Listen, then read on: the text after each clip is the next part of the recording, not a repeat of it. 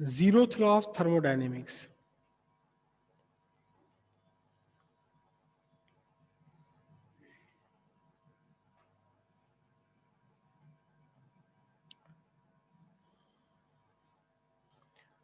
zeroth law of thermodynamics क्या है?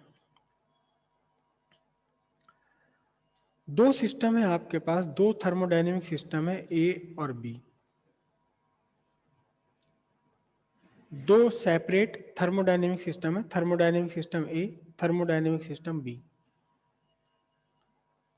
ठीक है, एक तीसरा थर्मोडायनेमिक सिस्टम आपके पास और है सी।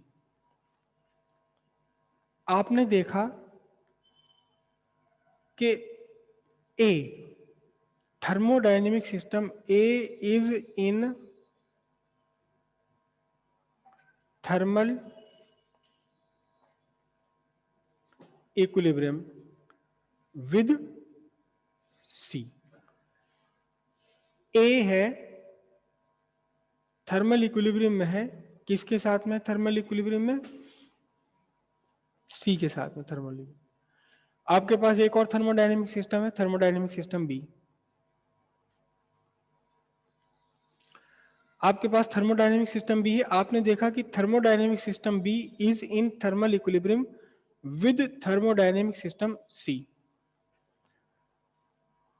थर्मोडायनेमिक सिस्टम ए किसके साथ थर्मल इक्विलिब्रियम में? सी के साथ। आपने देखा बी भी थर्मल इक्विलिब्रियम में है, किसके साथ थर्मल इक्विलिब्रियम में? सी के साथ थर्मल इक्विलिब्रियम में। Thermodynamic system A and B are separately in thermal equilibrium with thermodynamic system C. thermodynamic system A and B are separately in thermal equilibrium with thermodynamic system C। A अलग से C के साथ thermal equilibrium है, B अलग से C के साथ thermal equilibrium है। तो फिर इनका जो रिजल्ट आपका निकलेगा, इससे आपका रिजल्ट क्या निकलेगा कि thermodynamic system A is also in thermal equilibrium with thermodynamic system B. अगर दो थर्मोडायनेमिक सिस्टम ए और बी तीसरे थर्मोडायनेमिक सिस्टम सी के साथ सेपरेटली थर्मल इक्विलिब्रियम में है, तब थर्मोडायनेमिक सिस्टम ए और बी भी आपस में थर्मल इक्विलिब्रियम में ही होंगे। ये थर्मोडायनेमिक का जीरोथ लॉ है। ठीक है, तीन लॉ है थर्मोडायनेमिक के, जीरोथ लॉ, फर्स्ट लॉ और सेकंड लॉ।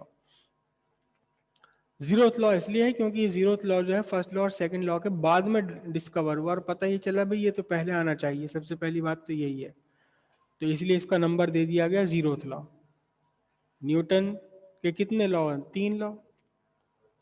जीरोथ लॉ तो नहीं है, first law, second law, third law. Zeroth law क्यों नहीं है?